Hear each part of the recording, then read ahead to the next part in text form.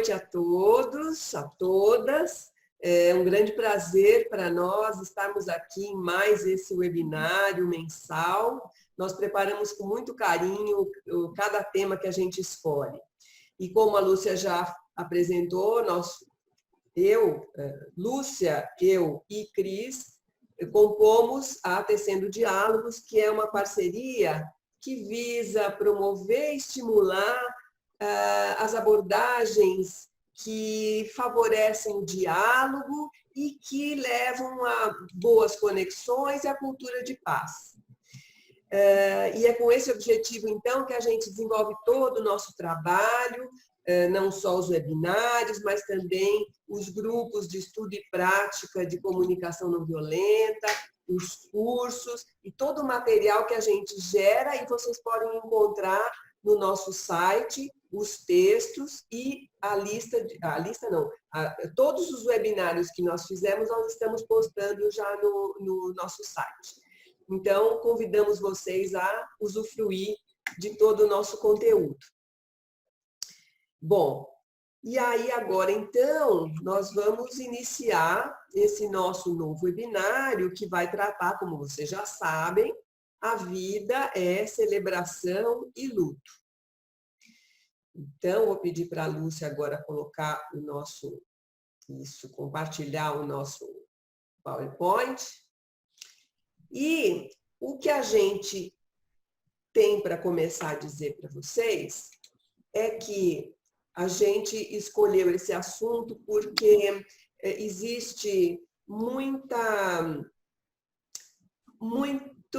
preconceitos em relação, principalmente, ao luto, que parece uma coisa muito hermética, que nos leva só à depressão. E, na realidade, a gente quer trazer para vocês uma visão mais ampla em relação ao luto e também alguns aspectos bem interessantes em relação à celebração, porque parece tão bom, né, tão simples a gente celebrar, mas nem sempre é tão simples assim, né? E a gente vai falar um pouco sobre isso também nesse webinário. E a primeira coisa que a gente gostaria de retomar com vocês é um aspecto muito importante para tratar desse assunto, que é justamente a questão das necessidades humanas e universais, né? Que é um termo que a gente usa na comunicação não violenta. E por que é que esse tema é tão importante quando a gente trata de celebração e luto? Por quê? Como o nome diz, né? As necessidades humanas universais são aquelas que todo mundo tem, todos nós, seres humanos, temos. E muitas delas podem ser serão satisfeitas num dado momento e outras não num dado momento, né? Às vezes sim, às vezes não. Quando a gente tem as necessidades nossas atendidas, nós ficamos, então, felizes, o nosso sentimento principal é de felicidade, de alegria, e aí, então, nós celebramos. Mas quando a gente não tem essas necessidades atendidas, nós enlutamos. Então, por causa dessa questão, é que a gente diz que as necessidades humanas, este tema, eles são muito importantes para a gente entender esses dois momentos, momentos de celebração e momentos de luto, né? Então, agora a gente vai entender um pouquinho melhor a questão do luto, né? Então, gente, é muito bonito, né?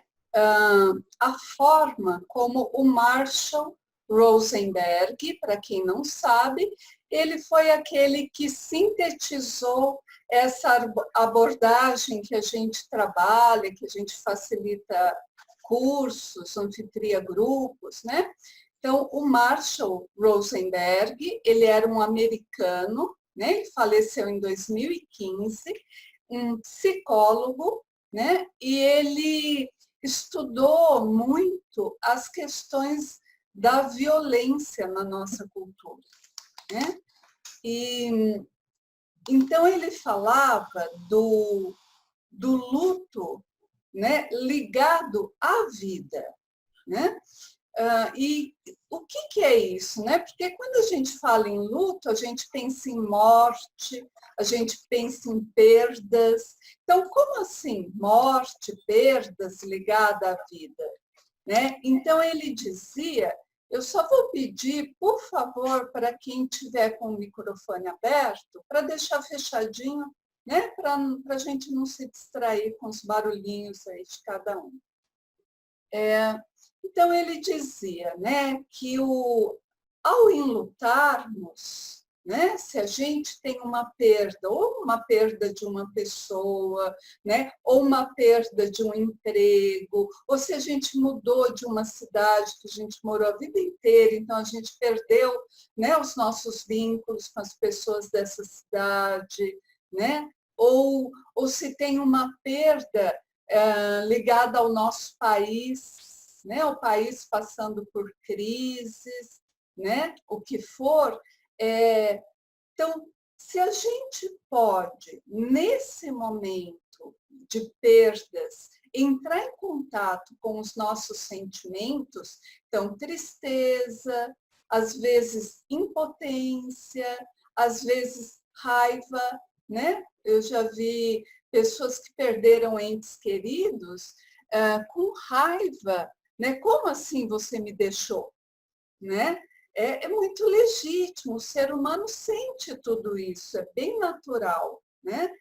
Então, se a gente conectar com esse sentimento, né, e formos buscar quais são as necessidades que os nossos sentimentos, né, estão vindo nos trazer como mensagens, né? Então nós nos ligamos, né, aos nossos sentimentos de luto, né, a partir da vida, porque a gente entende na CNV que as necessidades humanas universais, né, elas são os motivadores internos que nos ajudam a entender o que a gente precisa buscar para continuar vivendo.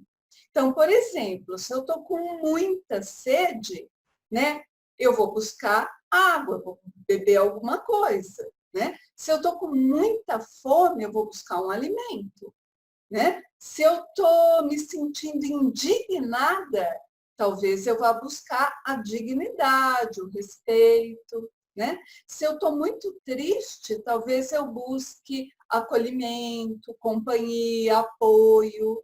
Então, os sentimentos são os indicadores das nossas necessidades.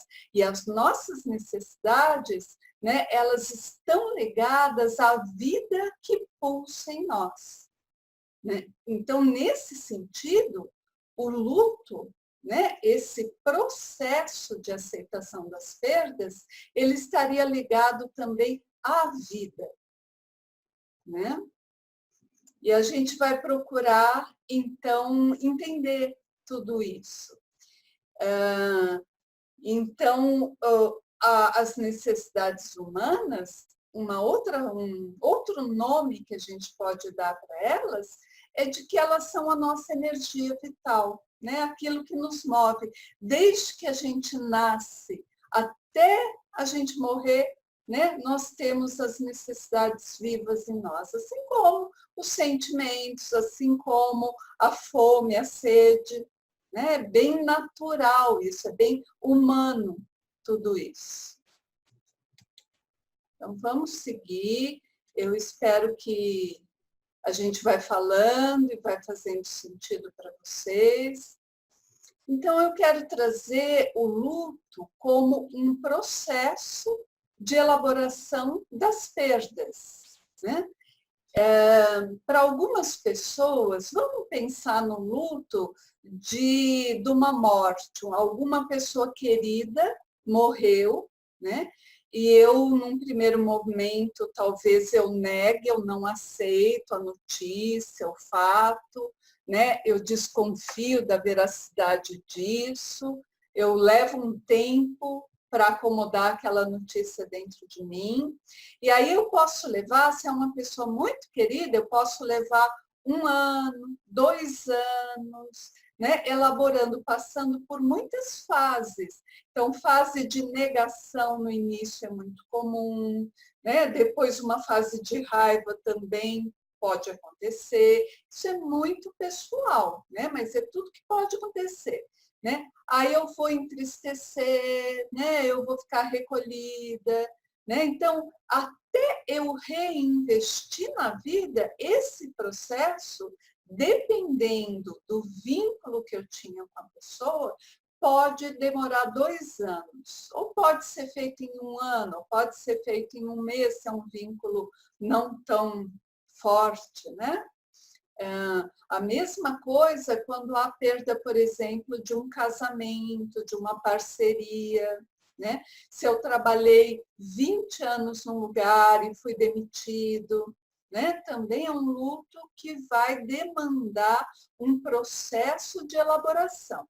Eu costumo dizer, né? A gente fala isso na psicologia, eu costumo dizer, então, que a comida a gente mastiga e vai digerir num processo, né? As experiências que a gente vive na vida, a gente elabora.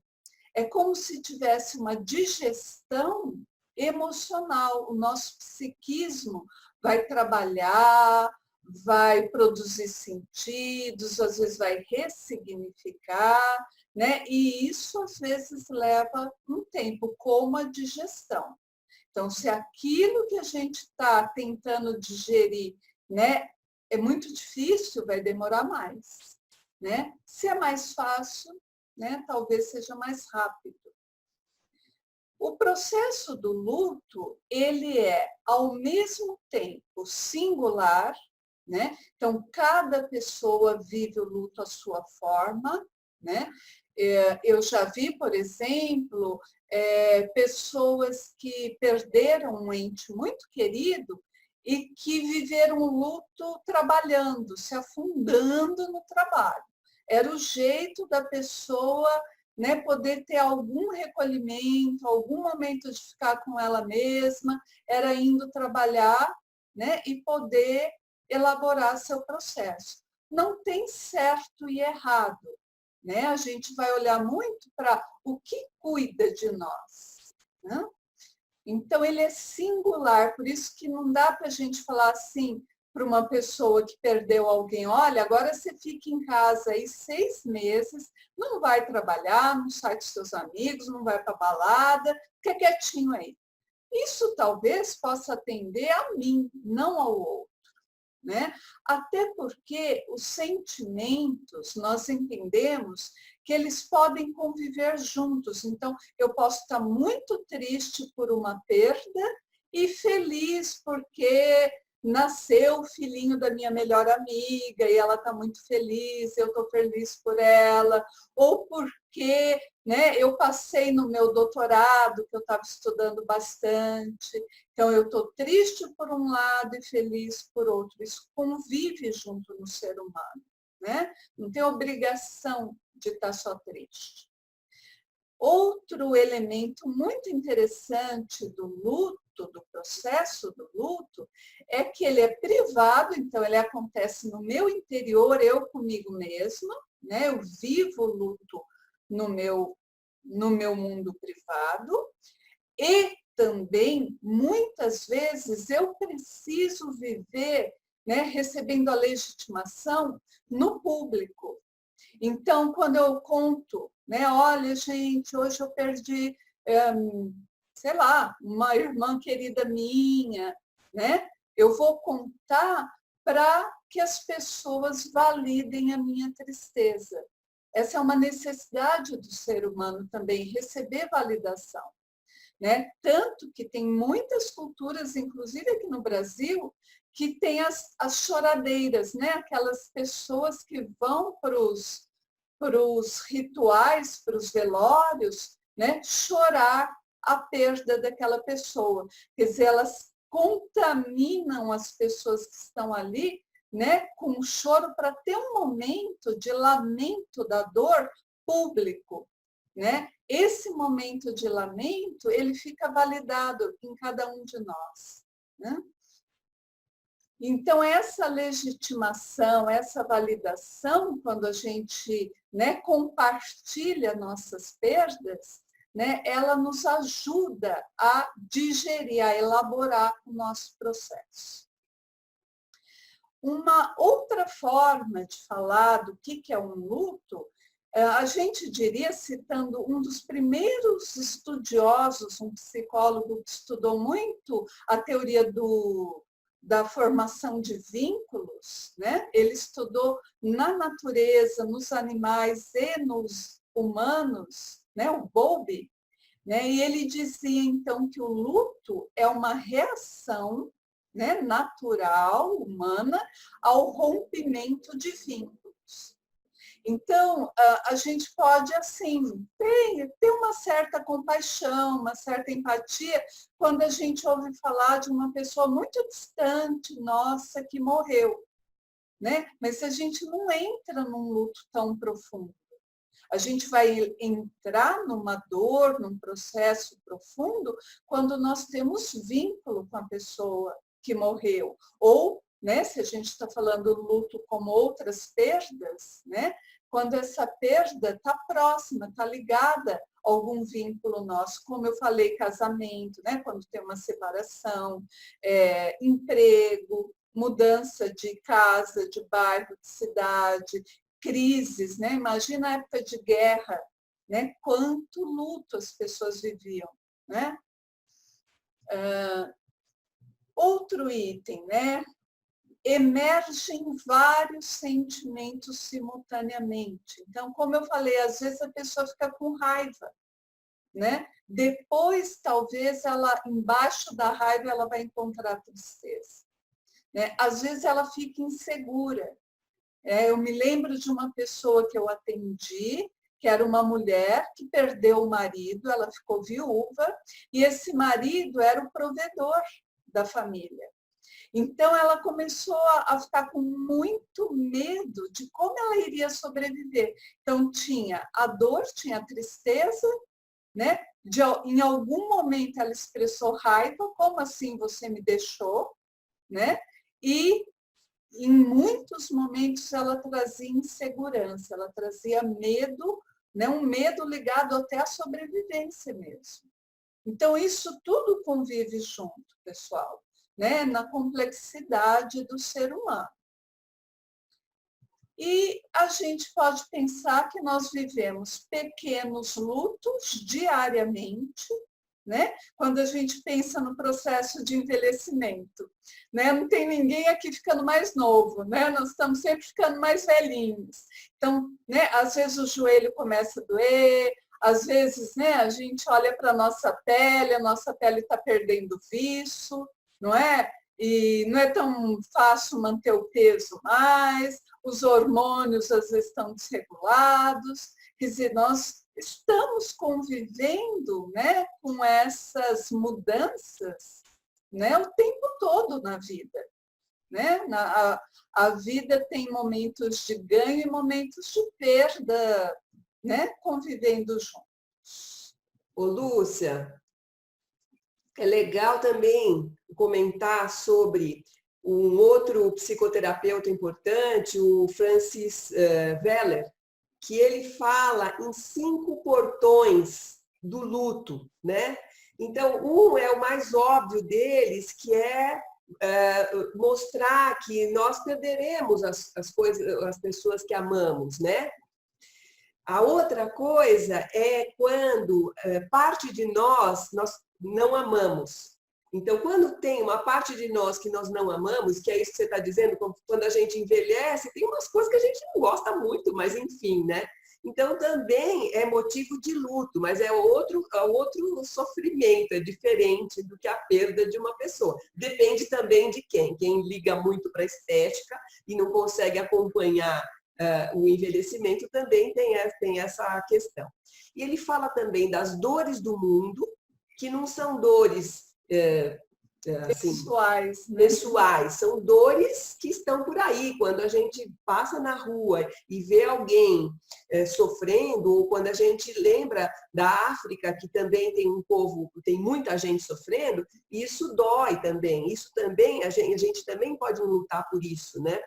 Também pode lutar quando nós esperamos alguma coisa que não acontece. E, por fim, ele fala também do luto ancestral, ou seja, o que nossos antepassados fizeram e que fizeram sofrer pessoas, e a gente carrega isso também, né? Então, eu acho bacana ter essa visão que não é só a morte, não é uma coisa pessoal, tem coisas mais abrangentes, né? Isso. E a gente enluta, às vezes, né, por aspectos internos nossos também. Então, eu enluto quando eu não sou muito compassiva, empática, ou quando eu não sou muito paciente e eu gostaria de ter sido, né? Então, são perdas mais subjetivas, né? Fazem parte aí do pacote das perdas, né? Vamos seguir um pouquinho.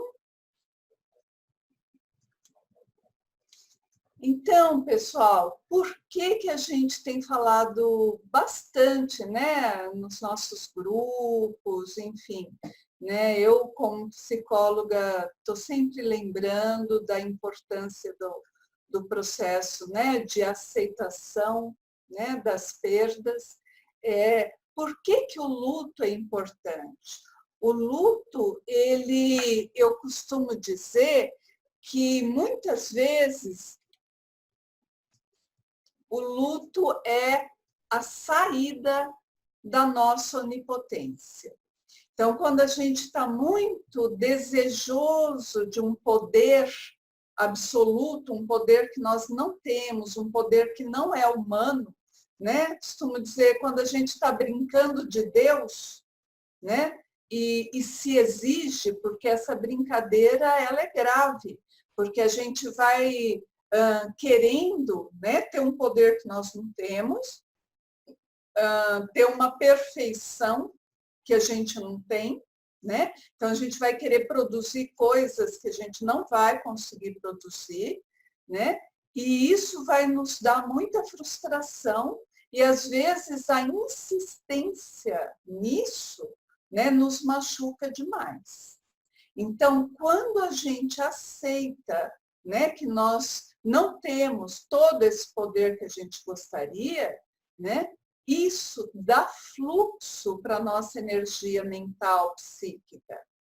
Então, a gente sai da onipotência, a gente deixa a onipotência de lado, aceita a potência humana, né? Então, o luto é muito importante nesse processo. E ele é importante para colocar também toda a nossa energia psíquica em fluxo, né? Num momento, né, onde culturalmente, né, nós vivemos um mundo talvez um tanto narcísico, né, onde a gente quer a perfeição, onde a gente quer a beleza, onde a gente quer tudo muito correto, muito lindo e maravilhoso, né, onde a gente está mais nos convidando à celebração, né?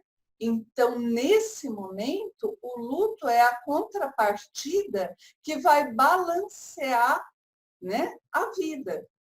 Né? Se a gente tiver essa habilidade de aceitar as perdas, isso dá fluxo para as nossas vidas e nós nos tornamos mais humanos, né, mais vulneráveis, aceitando essa vulnerabilidade que é humana. Né? E a gente fala muito na CNV que as nossas conexões que nós tanto queremos, né?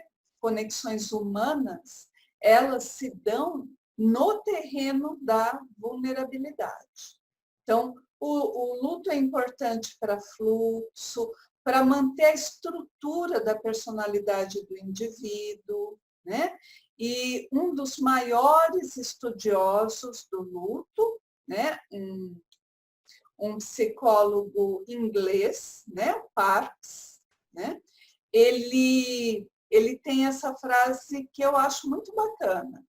que a dor do luto é o custo que se paga pelo amor e pelo compromisso. Né? Então, eu vou sentir a dor na medida que eu tenho amor, que eu tenho compromisso, que eu tenho vínculo. Né?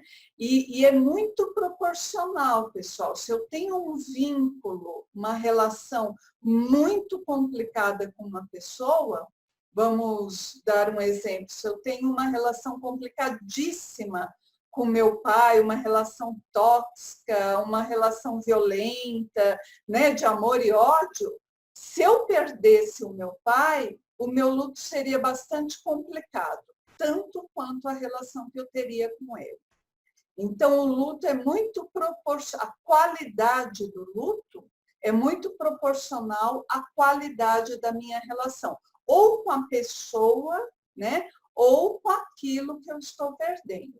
Então, no exemplo que a Rô deu, né, se eu tenho uma questão muito séria com o envelhecimento, eu não posso ver uma ruguinha surgindo no meu rosto, né, o meu luto com o meu envelhecimento vai ser bem complicado, porque o meu apego é complicado. Então, há uma relação direta aí entre vínculo, entre apego, entre amor, entre compromisso e luto. A gente vê isso em pessoas que perdem alguém, né, nesse cenário e passam muitos anos, né, com um luto, né, mal digerido, né? Chegam a adoecer. Deixa eu passar aqui. Então, o que o processo de luto, né? Então, de novo, o processo que eu estou chamando é esse tempo que eu vou precisar, né, para aceitar, para concordar com aquela perda dentro de mim. Né? Eu vou aceitar que eu perdi aquilo aqui dentro, sem tanta dor, né? Sem negação. Né? Eu vou encontrar um lugar para colocar o luto aqui dentro de mim. Então, o que isso me proporciona?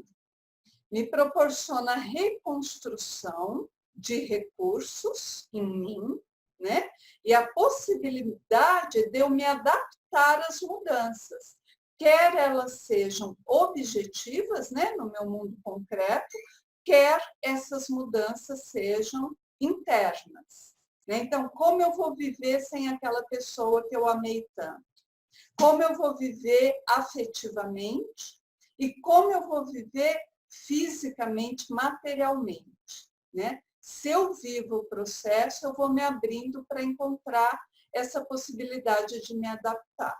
Se eu não vivo, se eu fico na negação, no bloqueio do processo, é muito difícil eu me adaptar às mudanças, né, que seria útil que eu me adaptasse. Esse processo também é enriquecedor, não é? Se eu vivo uma perda, pode ser uma perda de um emprego, por exemplo, né? E eu, com o tempo, eu me refaço, eu me recoloco no mercado de trabalho, eu fico criativa, né? Invento outras coisas para fazer, eu vou sair desse processo com a minha autoconfiança em alta, né? Porque eu pude perceber que eu tenho recursos para lidar com as perdas. Isso é muito importante. O luto também vai permitir encontrar um outro lugar para colocarmos a pessoa que perdemos. Eu costumo dizer que depois de um processo de luto, da morte de alguém, essa pessoa que nós perdemos, ela vai existir dentro da gente, né? Nos nossos afetos, nas nossas memórias, lembranças, histórias, narrativas, né? Então, isso vai indicar, quando essa pessoa passa a viver aqui dentro, isso vai indicar que eu fiz uma elaboração bacana. O luto, gente, ele não termina nunca, o luto ligado à morte de alguém. Por que que ele não termina? Porque a pessoa não volta a viver. Então, pode ser que muitas vezes que eu pense numa pessoa querida que faleceu, eu vivo um pouquinho de tristeza, eu vivo alguma dor. Isso é natural, né? E só que vai suavizando, né? A profundidade, o grau daquela dor, com o tempo, né? Por essa elaboração, vai ficando bem mais suportável, suave. Mas o luto não termina, né? Aquilo que eu perco, muitas vezes eu perco para sempre.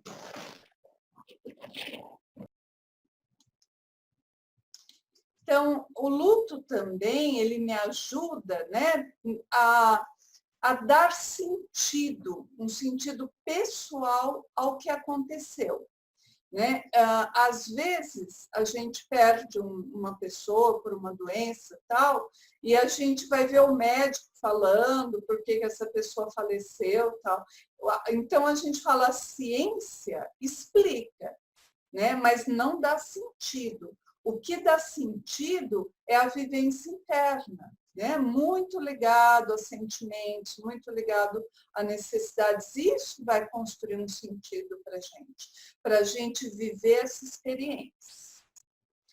Uma outra coisa muito bacana no estudo do luto, tanto o luto como perda de alguém, como as pequenas perdas, né? Como a gente deu o exemplo do processo de envelhecimento ou de adoecimento, né? Todo mundo sabe que um dia pode ficar doente, né?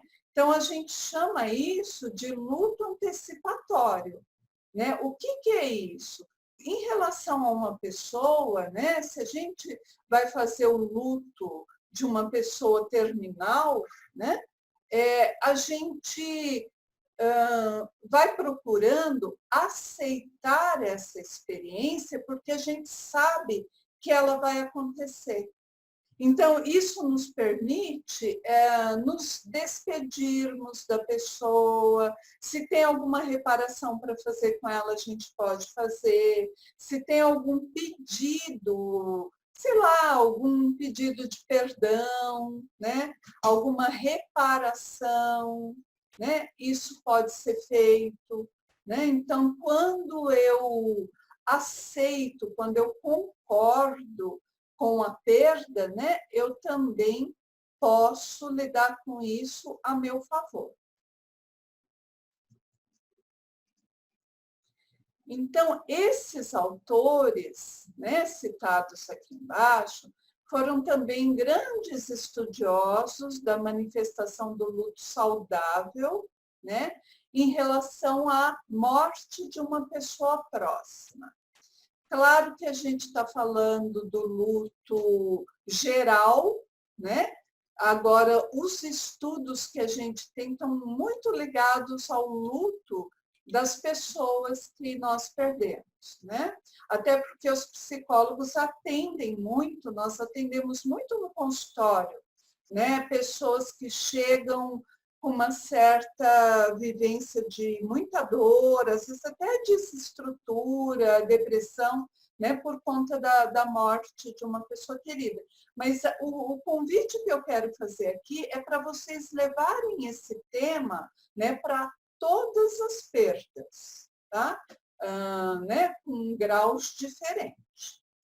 Então, o luto saudável, que eles chamam, né, psiquicamente, ele pode começar num estado de choque, e aí vem a negação, né? Vem tristeza, quase 100% das perdas de pessoas muito queridas nos dão algum tipo de culpa.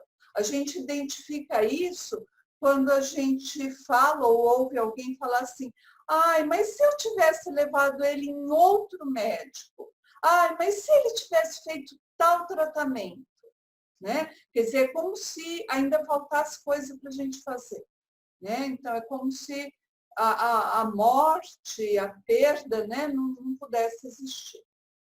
Às vezes vem raiva, a gente falou, hostilidade, né? pode vir muita solidão, porque tem um momento do luto que é um recolhimento, né? Para eu fazer essa digestão, essa elaboração, às vezes eu preciso ficar um pouco mais sozinha, mais recolhida, e às vezes eu vou para agitação, né? Isso depende muito de cada pessoa, e às vezes eu alterno, tá? Então, como eu falei, tem pessoas que vão trabalhar e aí trabalham mesmo, produzem muito, né? E num outro momento se recolhe. Isso tudo é natural, né? A gente vai normalizando. Às vezes vem muita ansiedade, né? Essa coisa da finitude, né? Quando a gente perde alguém próximo, né? Isso nós nos aproximamos da finitude que a gente não gosta muito de pensar, né? Não gosta muito de sentir. E pode trazer fadiga, quer dizer, é um processo de uma elaboração, às vezes, intensa, né? Que cansa, a gente fica exaurido, né? De tantos sentimentos, de estar conectado com raiva, com tristeza, com ansiedade, tudo junto. Pode trazer esse desejo de estar de novo com a pessoa falecida. Tem um estudo dentro da teoria do luto de que 90% dos enlutados enxergam a pessoa que faleceu em algum momento. Ou quando entram na casa dela, ou quando vão no lugar que ela frequentava, é como se a pessoa não tivesse morrido, né? Isso está muito ligado ao desejo de estar com a pessoa. Às vezes vem um desamparo, né? Uma solidão muito doída, uma sensação de, né, nada vai nos amparar, nos apoiar mais, né? E às vezes, e depende muito da situação, vem alívio. E o alívio, às vezes, vem junto com a culpa, porque é como se eu não pudesse sentir alívio. Então, se eu estou vendo uma pessoa sofrer por anos a fio, né, e eu estou impotente, eu não posso ajudar muito, eu posso fazer pouco, não é? Quando essa pessoa morre, o alívio é natural, mas dentro da nossa cultura parece que a gente aprendeu que só pode ficar triste. Então, a hora que vem o alívio, vem a culpa junto, né? É muito bacana olhar para isso para desconstruir essa culpa. Esse alívio é muito natural. E tudo isso pode aparecer simultaneamente no sentido num mesmo processo de luto. Então, é muito bacana esse estudo, porque ele normaliza um monte de coisa que todos nós sentimos. Quando que a gente sabe que um processo do luto terminou? Quer dizer, eu elaborei, eu digeri aquela experiência dolorida, difícil. O tempo é indefinido. Eu posso fazer um luto em 1 ano, eu posso fazer um luto em 2 anos, em 3 anos, né? E eu posso, no caso de uma pessoa que já estava terminal, que já estava muito doente e que eu fiz um luto antecipado, né? Eu posso fazer o luto em 1 semana, porque ele já vinha sendo feito, ele só é completo, né? Para uma pessoa muito próxima, dificilmente esse processo de luto dura menos de 1 ano. Né? Quando tem muito vínculo, né? E os sinais, né? Quando a gente sabe que esse processo de luto, né, está completo, quer dizer, eu elaborei os sinais. Eu vou lembrar da pessoa falecida ou da perda que eu tive, sem expressão intensa de dor. Então, aquela tristeza profunda, aquela tensão do corpo, ou aquela raiva, ou aquele medo, ou aquela depressão, não existem mais. Tem uma dor, mas ela está mais suave. E, principalmente, gente, isso eu acho muito importante e até justifica o meu desejo de falar de luto nesse webinar, né? O reinvestimento, né? Depois que eu faço esse processo, então eu não pulo etapa, eu não nego, eu não saio pela tangente, né? Eu vivo a dor da perda. Depois disso, eu readquiro naturalmente interesse pela vida. Então, abre o meu campo de esperança, eu desempenho novos papéis, eu reinvisto na vida. Então, quantas vezes a gente vê uma cena que eu acho que é bem comum, são as mulheres viúvas, né? Porque as mulheres ficam mais viúvas do que os homens, né? E então elas entram na dor, elas entram no luto, elas precisam do apoio da família, tudo isso, mas depois de um tempo, se esse processo é bem feito, né, elas começam aí ajudar, né, em projetos sociais, elas vão tomar café na casa das amigas, elas vão ajudar a filha com o neto, não é? Elas vão fazer crochê, elas vão voltar a trabalhar, né? Tem mulheres que voltam a dar aula, porque davam aula antes. Então, esse reinvestimento na vida, ele vai acontecer se o processo de luto foi elaborado, né? Se a pessoa tem muita dificuldade nesse processo de luto, né, seria muito útil que ela tivesse uma ajuda, um apoio. Né? Tem países, os países de primeiro mundo, eles têm equipes, né, especializadas em atender enlutados. Então, quando há um acidente de carro, né, e vai a ambulância, ela já vai com uma equipe para atender, né, a família daquela pessoa que morreu. Né? Então, aqui, para nós, a gente fala muito disso. Às vezes, né, uma pessoa que está vivendo um luto difícil precisa de apoio, né, de apoio psicológico mesmo, né, para fazer todo esse processo. Nós temos uma cultura que nega muitos sentimentos, como se os sentimentos não fossem, né, permitidos, não fossem normalizados, né? Então, temos aí um grande trabalho para ser feito.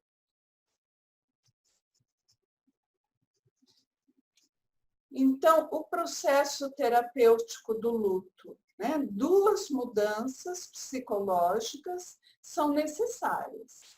Então, primeiro é reconhecer e aceitar a realidade, né? A dor da perda. Por incrível que possa parecer, às vezes as pessoas ficam presas na negação. Né? Muitos estudos de luto apontam para as pessoas procurando a pessoa que morreu, que ela foi ao velório e tudo isso, fica procurando, né, nos ambientes conhecidos. Então, isso indica que não teve ainda, né, a aceitação da realidade, às vezes porque é muito doída e o psiquismo daquela pessoa não aguenta muito. Então, de novo, quero lembrar que eu estou falando da perda de uma pessoa querida, como eu estou falando do envelhecimento, como eu estou falando da perda da saúde, como eu estou falando da perda da cidade, né, a perda do emprego, né, do casamento, do namorado, da namorada. Né? Está tudo na mesma ordem. Né? Então, né, o que é terapêutico do luto? Experimentar e lidar com as emoções e com os problemas, os subjetivos e objetivos que advêm com a perda. E abandonar a ideia do reencontro. Então, quando tem a aceitação verdadeira da realidade, da perda, então eu posso abandonar a ideia do reencontro. Né? Então, será que eu vou reaver aquele namorado? Será que eu vou reaver meu emprego? Né? Não, eu perdi, né? Não, eu rompi, né? Enfim. Isso é bem bacana da gente poder aceitar. E como a gente falou, né, o luto é uma saída para a nossa onipotência, né, desse desejo de poder sobre-humano. E ele, pessoal, é um processo que pode ter uma dor, sim, mas pode ser muito libertador, né? Porque o psiquismo humano, ele gasta muita energia, né, para lidar com a negação. Né? Então, enquanto eu estou negando, eu estou gastando energia psíquica. Essa energia que eu gasto me produz cansaço, exaustão, desânimo, pouca criatividade, né? Às vezes depressão. Né? E quando eu aceito e faço esse processo, mesmo com a dor que ele tem, eu posso depois me libertar, né? E reinvestir na vida. Então, quero ir completando essa fala, lembrando muito do que o Marshall diz. Se eu estou em contato com os meus sentimentos, eu me conecto com as minhas necessidades. E as necessidades, elas são sinônimo de energia da vida. Então, eu me conecto com a vida. Então, pessoal, agora vamos falar um pouquinho da celebração, né? Aí é fácil, né? Então, aí é isso aí, né? Uma experiência emocional, prazerosa, então ela não daria nenhum tipo de problema, é só ir lá e comemorar, né? Saiu a tela, Lúcia.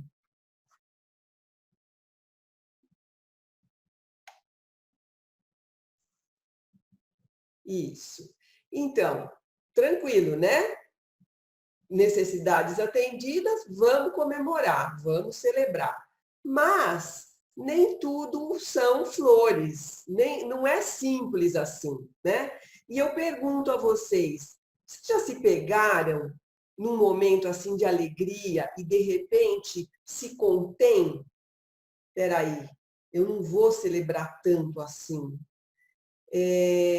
E aí vem a pergunta, quanto da celebração a gente cultiva nas nossas vidas, né?